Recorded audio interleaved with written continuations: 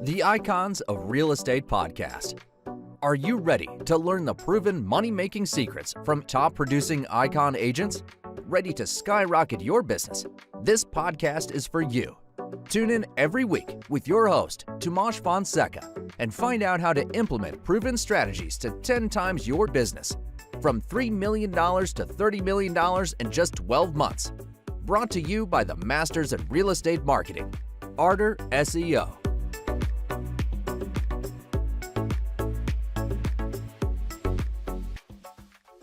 Welcome to the Icons of Real Estate podcast. I'm your host, Patty Teal, and today's real estate icon I'm so excited to introduce you to is Teresa Cowart.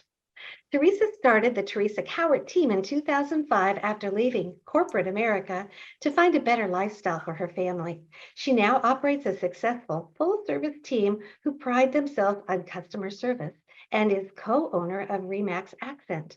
The Teresa Cowart team is the #1 team in sales and volume in Savannah, Georgia. Pretty impressive. Welcome, Teresa. Thank you. Thank you for having me. Oh, it's great to have you. So, Teresa, how we generally start is we get a little story from our icon of how they got into this field and what drew them, just your story and how you got to the point you're at today. So, okay, well, my story is probably different from anyone else's that you've ever heard because I work for Hershey Chocolate and I was in management with them in HR, and they were closing our plant. And anyway, there was a little bit of a transition there. Kind of didn't want to move, didn't know what to do. Did some HR consulting for a while. Did all the jobs that nobody else wanted to do that I used to farm out as well, and was kind of just unhappy overall, and was actually driving. Anybody who knows me knows one of my favorite stores is TJ Maxx. So I was actually driving for a little bit of retail therapy and praying while you're driving. right. Okay, God, I know this is not like what you have plans for. This is not it. Like, this is not what you want me to do is workman comp audits for the rest of my life. So missed my turn, turned down this other road, got to the red light and looked up, and there is a sign. And I'm like, okay, all right, God.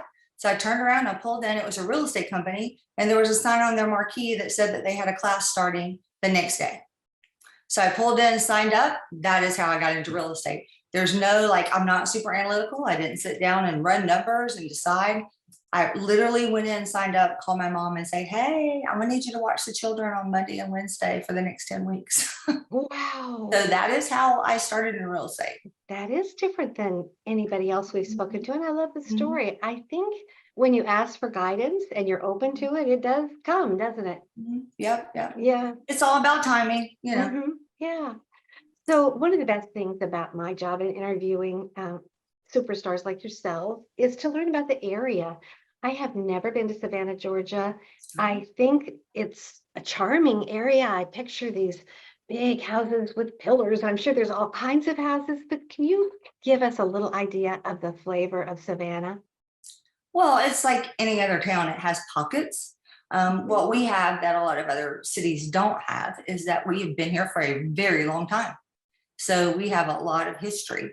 So downtown is very much very much old homes, like very old homes. And the Historical Society has made it their mission in life to maintain that integrity of those homes and make sure that they are here for a long time, so that we rely heavily on tourism downtown.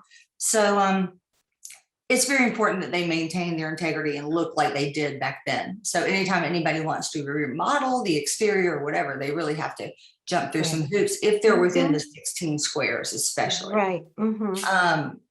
Then you go out into the suburbs, and if you go east, you're going to go to the beach. So that's a whole different vibe. Right. And if you go west, you go into the suburbs, south into the suburbs, north, you're in Hilton Head, South Carolina. So it's kind of like we have a little bit of everything. We do have the history. We have the Spanish moss. We have the beautiful lined streets with the huge oak trees. You have all of that. But then you also have, like any other city, what we do have is a height ordinance. So you won't find any skyscrapers here at all. Like you will not find any huge buildings downtown at all. We have some major industries here. Georgia ports is huge. So we are one of the big ports in Georgia, obviously, which is good for housing and good for employment and a lot of other things. And we have Gulfstream, which is, aeronautics. So we have that, and of course the hospital and some other things. So there's lots of big draws. We've got 2 major new plants coming to the area that are also drawing in lots of people, and the builders are really like trying to gear up to get ready for them. So Wow, that's really exciting. yeah. So thank you for that description. And I think that's amazing that they don't allow skyscrapers or very tall buildings, because that makes it look a lot more quaint and beautiful. Charming. It's charming. Yes. Yes. Yeah. So you said, or I read online, that for you, real estate is a lifestyle, Right. not just a job. Can you explain that a little bit? I think that, my grandmother always said, if you love what you do, you'll never work a day in your life. I love And that I saying. never really understood that until I was in real estate. Mhm. And it's probably, if you love it, it's an amazing career, because you have the ability to help so many people and make a difference in people's lives. And our logo is a starfish, and it's all about the starfish story and how that goes. And I enjoy the fact that I can make a difference in people's lives, whether it's a first-time home buyer or somebody who is, downsizing or whatever it is. The fact that I can help them or the team can help them is huge for us. Like, we want to be able, the whole first do no harm. Like, I'd rather tell you that's not the right house for you, or it's not the right time to buy, than you buy something and be unhappy. Like, my joke is, like, if I see you in the grocery store a year from now, I really don't want you to duck down the other aisle because you don't see me. So it's really important to me that we build all these relationships, and we do that really well. And we get a lot of referral and a lot of repeat business because of that, because we really do take care of our people. It's hard when you're a big team and you're doing the numbers that we are. People are like, oh, well, you're just a number. No. Nobody is just a number. Like, you're all in. Every client that we have is an individual person, and we know things about them, and we want to know things about them, because that helps us help them. Right. So as the number one team, I'm imagining relationship building is super important. What else has helped you to get to where you are today? And do you happen to know how many, the volume of sales that you do? I know, like, last year we did, and this is Savannah, so our price point is not like it would be in California or somewhere like that. Sure. We did about $220 million in volume. That's great. It was 772 transactions. Mm-hmm. And this year, it's been a little bit different this year with the rates changing and things like that, but we still are at 455.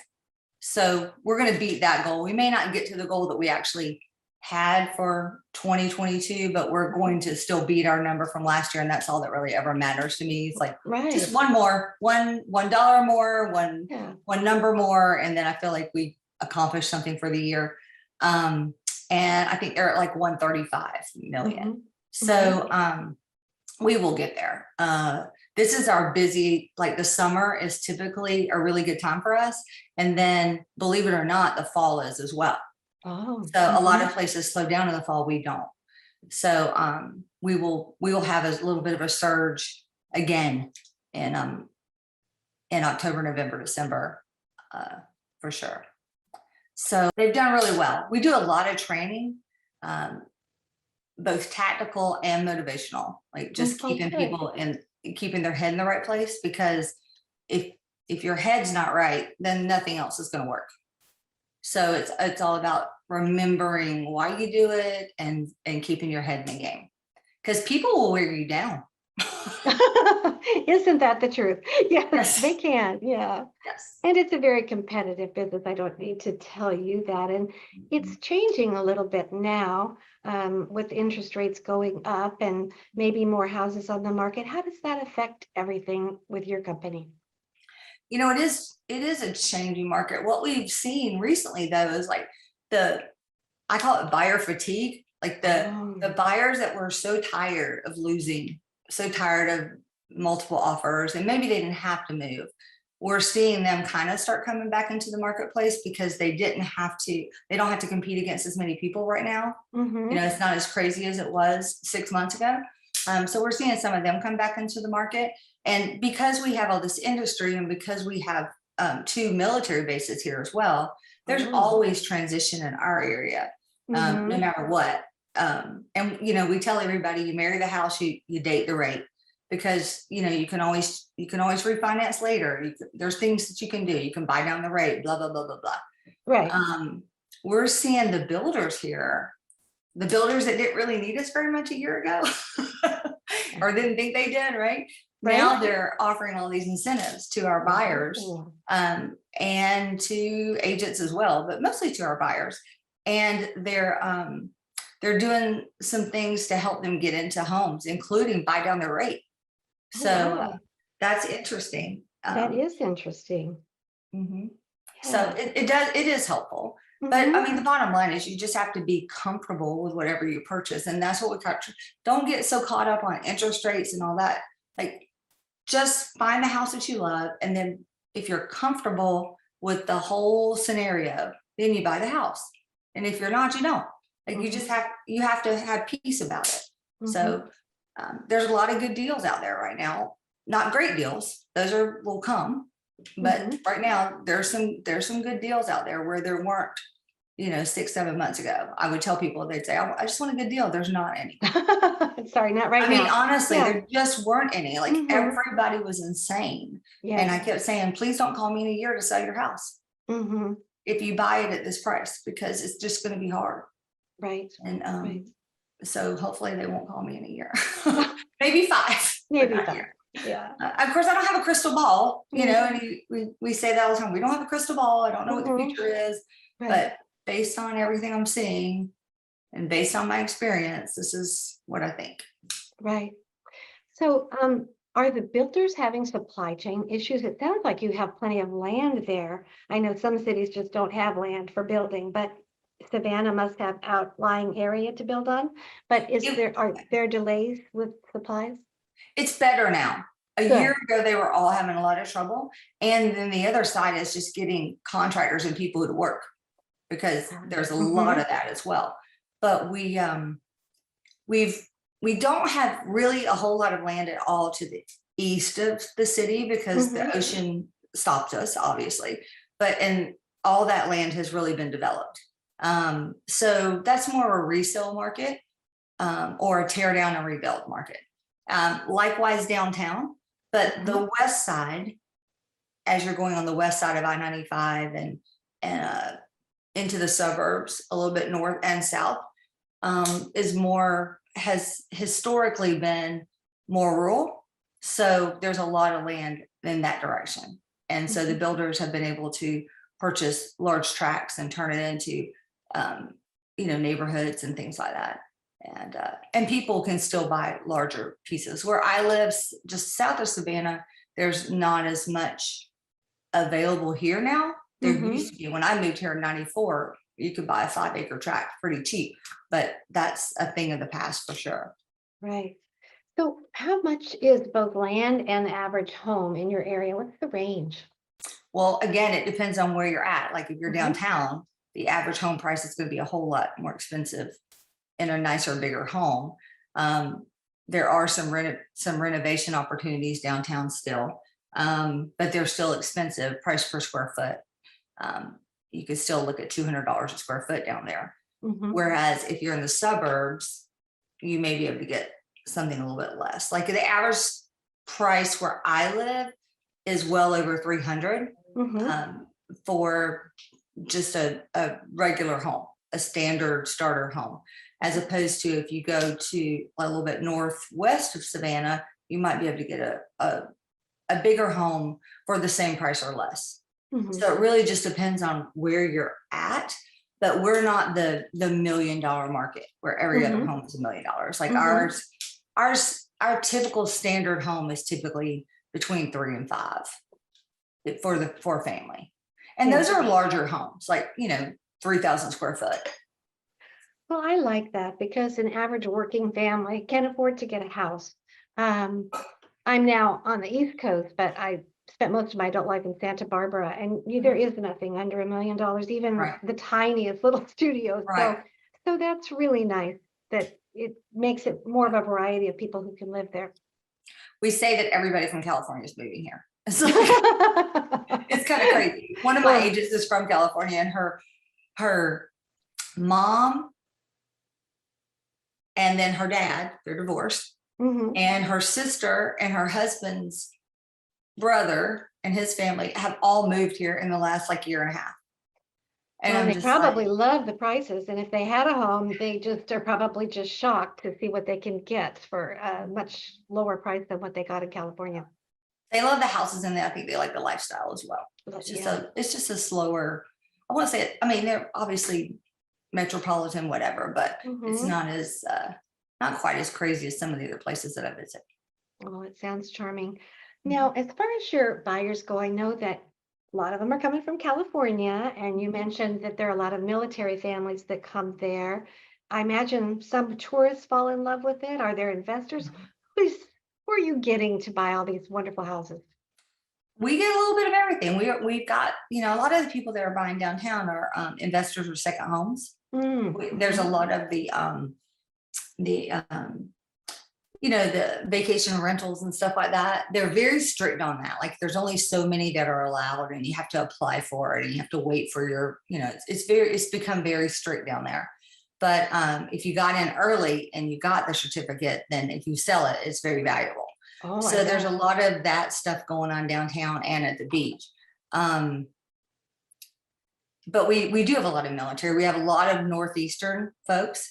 Um, I think that when COVID started happening and people had to stay at home, that they realized they didn't really like their home maybe so much, and they wanted like some more room. Yes. So they kind of went to some of these other states that had that ability to give them a little bit more room. Yeah. And so we've seen a lot of that.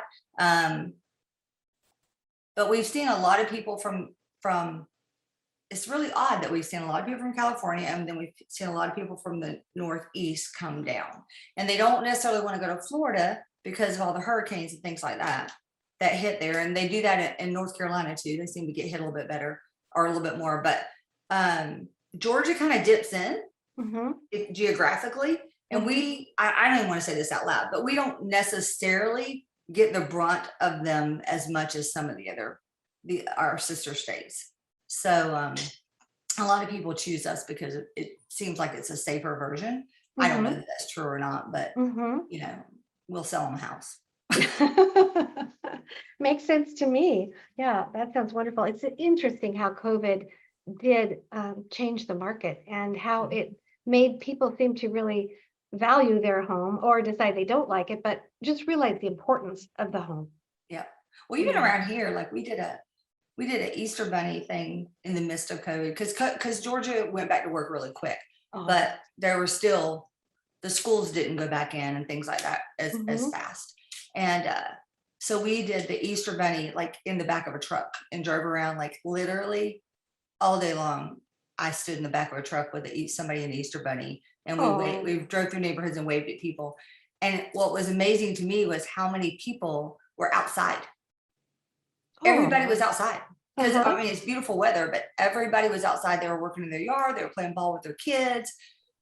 It was like, this is amazing. Like I know they were Mhm. coming outside because we had advertised it and everybody knew we were coming, but they were also just enjoying their home, being family.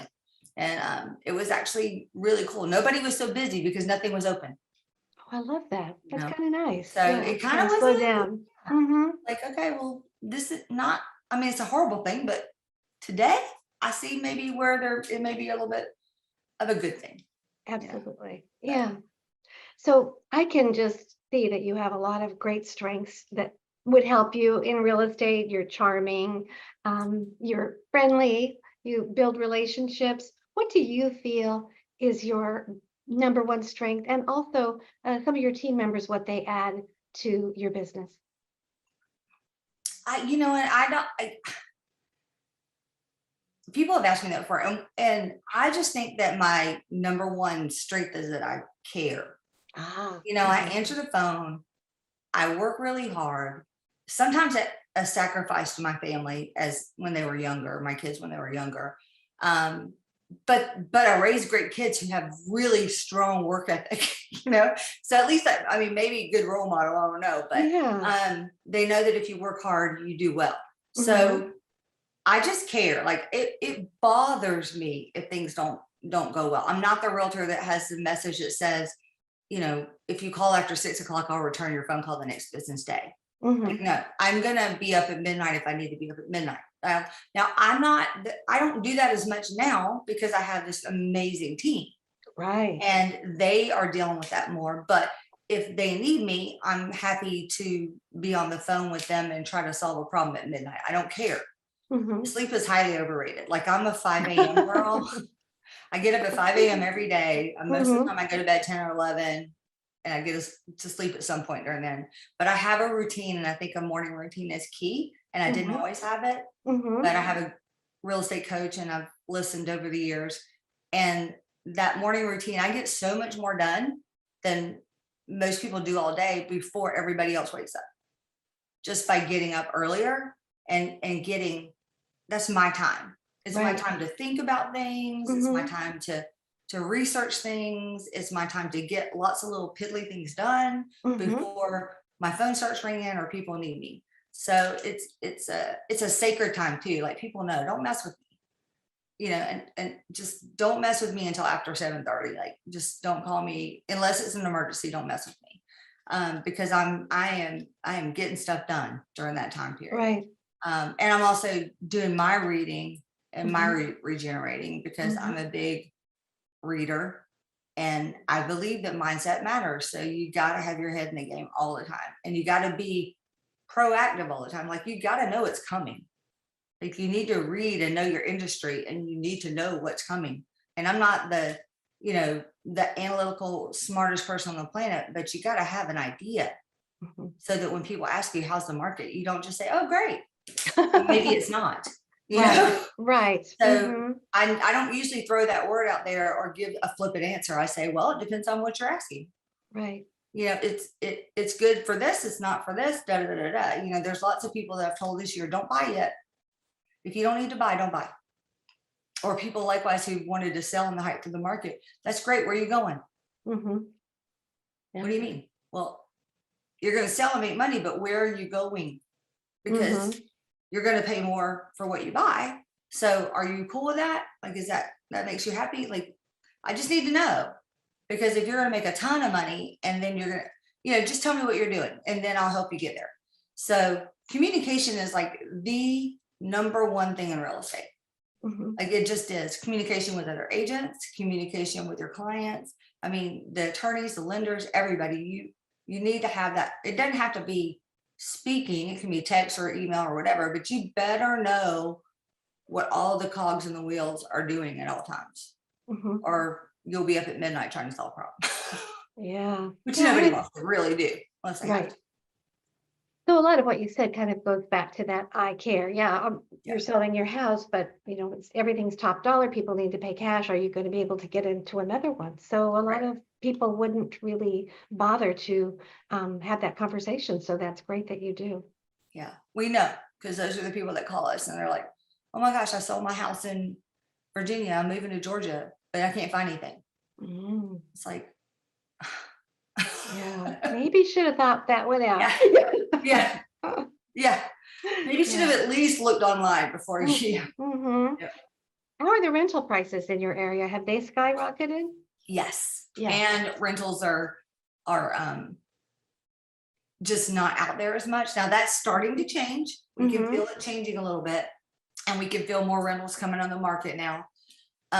But for a long time, that was a big deal too. Like we just couldn't find anything. And if you could, it was like, it's just amazing to me. Like sometimes somebody will say, we have a Monday morning meeting every week, and the whole team is mandatory that you're there.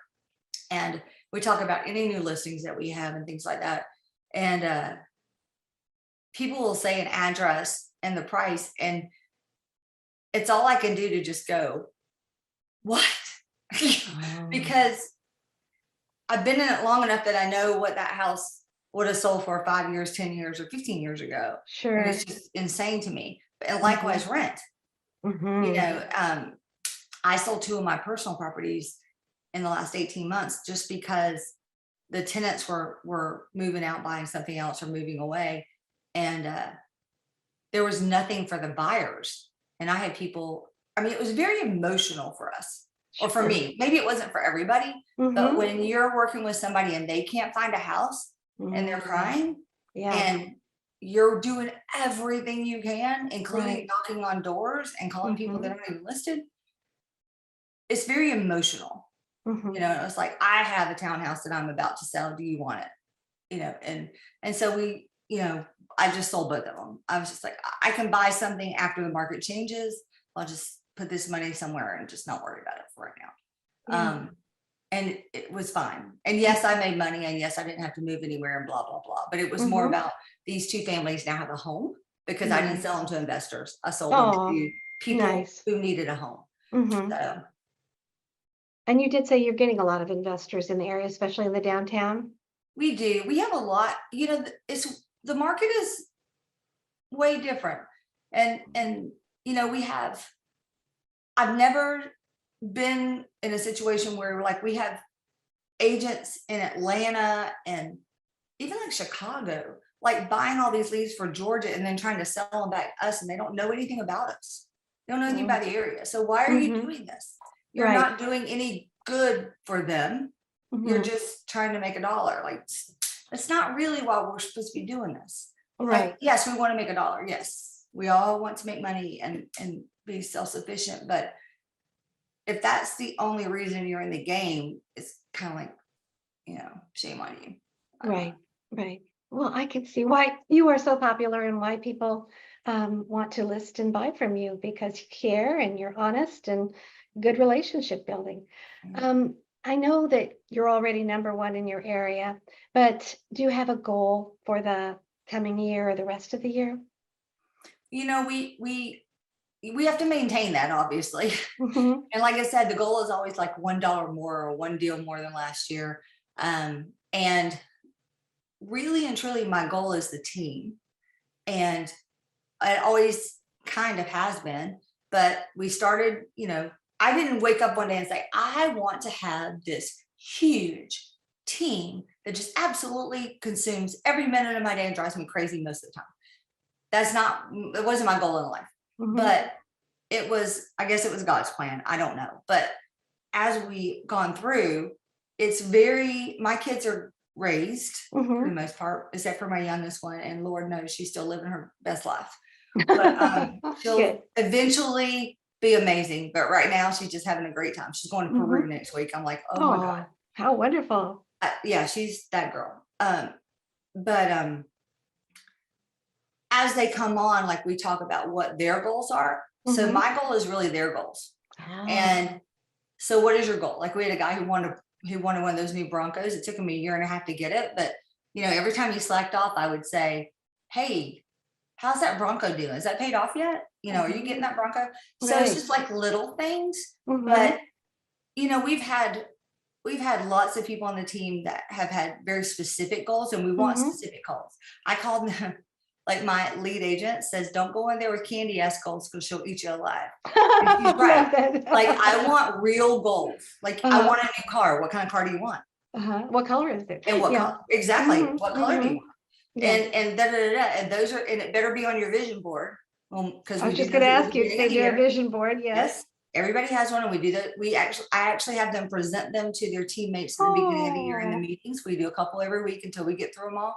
And that helps you understand the motivation of your teammate, because we're all very different people. I'm a driver. So I am the nicest, sweetest, most giving person on the planet, except for when I'm busy and I don't even know you're alive. I am in my office and you walk in and I'm like, yep, what you got, or whatever. Yeah. But, and they all know that about me though, because I've been very transparent about this is who I am. So if you need my attention, you need to say, Teresa, I need you to stop for 1 second and answer my question or tell me what I need to do. Right. And I'm okay with that. but don't come in and sit and think we're going to chat for 10 minutes because I have a deadline or whatever's going on. Yeah. But everybody has specific goals, and we talk about their specific goals. And my goal is for them to hit their goal. So if your goal is, I need to make $220,000 and I want to sell 75 homes this year, and I want to redo my kitchen, and I want, like, one of the girls in my team, I even know what kind of quart she has because that was on her list the year before. So now she has it. But those are what's important to me, because I think that goals without specific accountability behind it is just a wish. Oh, that's true. Yeah. So you have to have somebody holding you accountable. We're very accountable. We have very specific rules for keeping your leads on, rules for staying on the team, which I don't know that I've ever really kicked anybody off the team, but don't tell anybody that. But they have a minimum standard that everybody kind of has to hit every year. But the maximum is whatever, however hard you want to work. Right. So the sky's the limit. You can do whatever you want. And it's surprising to me that I've had people come in and say, I'll say, well, what do you need to make? Well, I was a dental hygienist and I made 50. I need to at least make that. And their first year they make 125. And I'm like, okay, so are you happy? Yes, we're happy. And that's after their team split. So they're like super happy. And I'm like, okay, so now what are we doing next year? And if you want to stay at that number, fine. We adjust your leads accordingly and you stay at that number. We're going to help you get there again to year 2. But if you want to go higher, that's fine. If it's a bad year and you have some personal issues or you're pregnant or, whatever, then maybe we dial it down. It doesn't matter to me. It only matters that that you have a goal and that we work towards that goal. Yeah. Well, I was going to ask you to share advice to other realtors or newbies, but you've given so much great advice. I love the goals. Your goals are their goals. I mean, just that in itself is a real nugget, and that you have these meetings with your team members where they can, really dial them in so that they're very specific. That's fabulous. Right. Yeah. It's all about education. You have to be educated, and you have to educate your clients. And you have to communicate well with people, and you have to make sure that you're communicating with your clients, like get an honest communication. Just if you mess up, you just say, hey, I missed that. But here's what I'm going to do about it. And I find that people don't like to be held accountable, but they want it, but they don't like it really. So it's kind of like, well, it's always kind of hard when somebody is questioning you about your accountability, but in the long run, it's a good thing. Yeah. I don't either. I don't want anybody to question me about what's going on in my world either. But anytime anybody does, it's usually out of the fact that they care about me, and it makes me think about it and work harder or do something differently. And that's the goal. Right. And we have a lot of little pockets of, they'll become accountability partners, and 2 or 3 of them call each other every morning.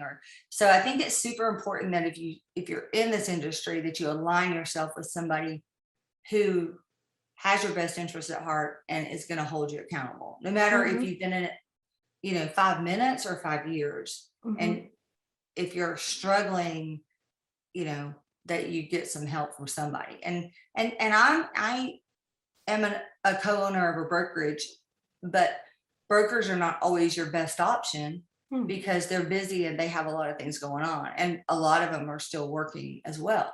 So yes, there's the ones you want to go to when you think you're in trouble, or that you need, you've messed up something or whatever, because their license is on the line as well.